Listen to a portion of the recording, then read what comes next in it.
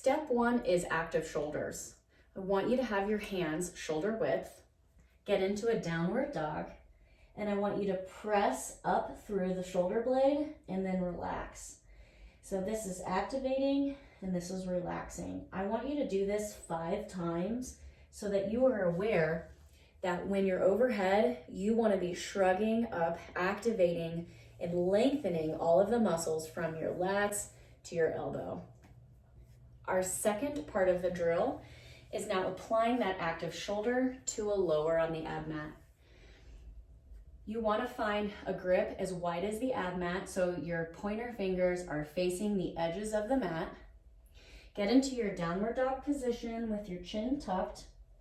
Activate your shoulders. You're going to glide over the mat and then come back. Glide over the mat and then come back. The third drill is specifically about lowering to the ab mat, making sure that you're staying in good positions under load or tension.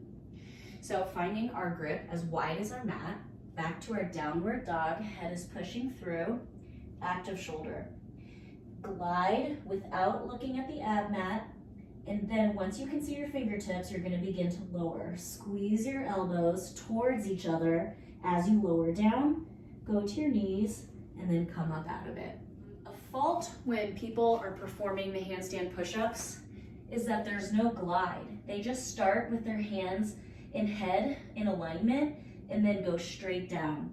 You can see the elbows flaring out like this would 100% lead to shoulder injuries.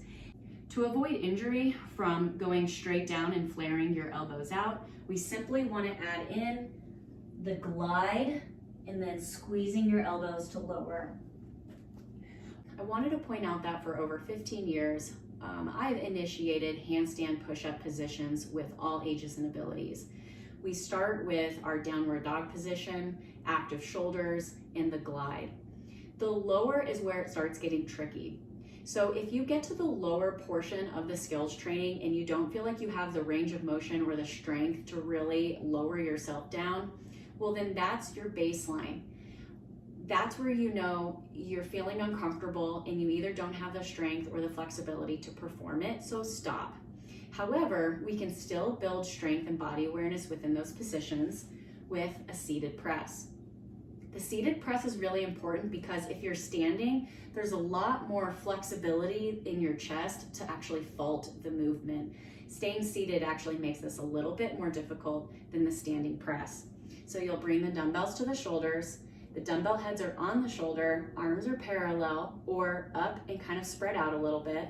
And then from there, double chin, press up, and your head pushes through.